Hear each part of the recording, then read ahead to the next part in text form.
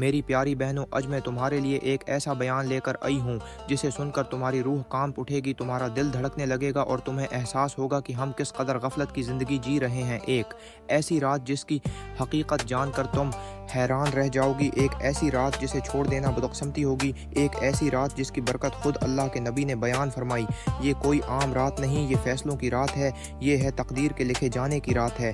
یہ وہ رات ہے جس میں اللہ اپنے بندوں پر رحمتوں کی بارش برساتا ہے۔ جی ہاں، وہ کون سی رات ہے؟ وہ ہے شب برات۔ شب کا مطلب ہے رات اور ہاں بارات کا مطلب ہے نجات کی رات۔ یہ رات ان بہنوں کے لیے خاص ہے جن کے گھر اولاد نہیں ہے۔ جن بہنوں کو اولاد چاہیے وہ اس رات عبادت کریں، 12 نفل 2 کر کے لازمی ادا کریں، یعنی یہ وہ مبارک رات ہے جس میں اللہ تعالی گنہگاروں کو جہنم سے نجات عطا فرماتا ہے، توبہ کرنے والوں کو معاف کر دیتا ہے اور بے حساب لوگوں کی قسمت کے فیصلے لکھے جاتے ہیں۔ افسوس آج کے دور میں ہم نے اس مقدس رات کو رسم و رواج کی نظر کر دیا ہے، اس بابرکت رات کو ہم آتش بازی میں ضائع کر رہے ہیں، لیکن ہمیں پتہ نہیں کہ یہ رات عبادت کی رات ہے، یہ رات جھکنے کی رات ہے، یہ مبارک رات اللہ کے حضور رونے کی رات ہے۔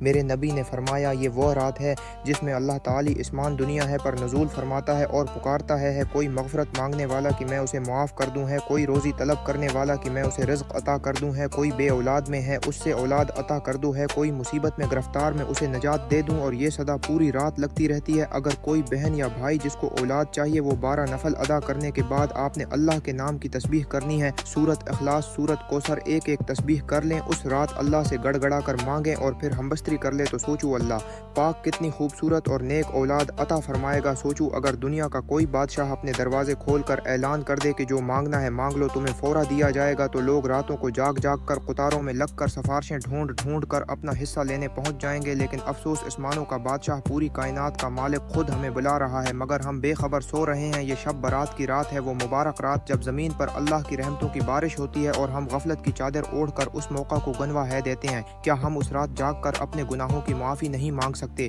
کیا ہم اس رات اللہ کے حضور جھک کر اپنی قسمت کے فیصلے نہیں بدلوا سکتے؟